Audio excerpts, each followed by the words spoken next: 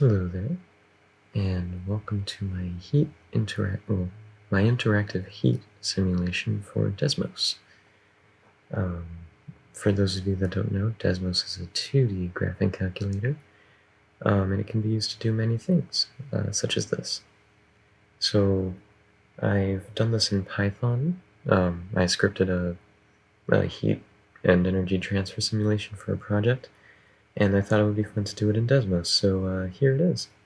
As you can see, the brighter parts are parts that are hotter, and right now it's paused, but if I turn on this ticker, you see the heat slowly disperses over time. And I have these buttons here. You can drag them around and then click to add heat to the area that point is hovering over, and it will spread out and diffuse into the object.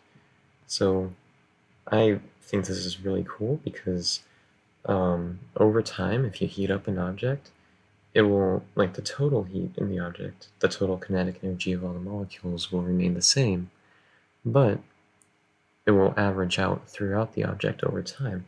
So you can see they're all getting closer and closer in color together. I have this little expression down here.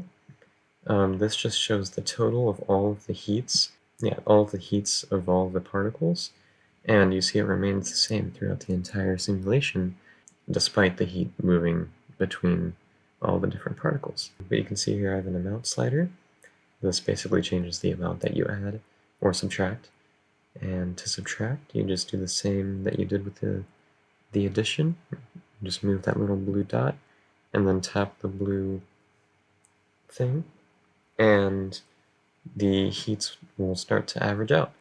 Now you can see it looks like the darkness is spreading, but what it's really doing is it's bringing the higher parts lower and the lower parts higher. The way it does that is it basically takes each particle, and for all the particles that are next to it, it calculates the difference in their heats, and then it uses that to determine how quickly... Oh, something's messing up there. Anyways, it uses that to determine how quickly it should distribute the heats throughout all the particles. If I add heat here, run the thing, right? You see all of these particles are starting to get dimmer because it's giving heat to the rest of it. But if all of these were already really hot, so let's say I reset it, and instead of setting it to 0, I set it to like 1000. Yeah, 1000. Now it's purple, which is cool, but now you see the total heat is 554,088. And if I decide to remove some heat, bringing that particle down to negative whatever, okay. I forgot a step. So basically the way I'm doing this is I'm using two separate lists. One will stay the same while the other is modified, and then the one that was staying the same will become the one that was modified, and then it'll repeat. So that way I'm not modifying the list while I'm changing it. This is actually an issue I had in my Python program, where basically I was changing the list while I was modifying it, so all the heat wanted to go in one direction for some reason. I don't know, I ended up fixing it. But basically there's this little function here that I tried to implement in the rest of the functions, but it basically turns one list into the other and makes it all stable. So if I run this, shoot. Well, I guess it doesn't deal with big numbers really well. Okay. Sorry, that was probably the worst demonstration of this I possibly could have done. But I promise you it does work. Oh my goodness, what is it doing? That's really cool. Not at all intended. Okay, and run. Okay, this is really interesting. It's not doing what it's supposed to do. It's producing some really cool results, but it's never done this before. I don't know, I guess it just decides to misbehave whenever I try to record it. But yeah, that's my heat simulation for the Desmos graphing calculator. I'll probably have a couple of photos at the end of my other heat simulation and of this when it actually works. And yeah, I did save a version that actually did work here.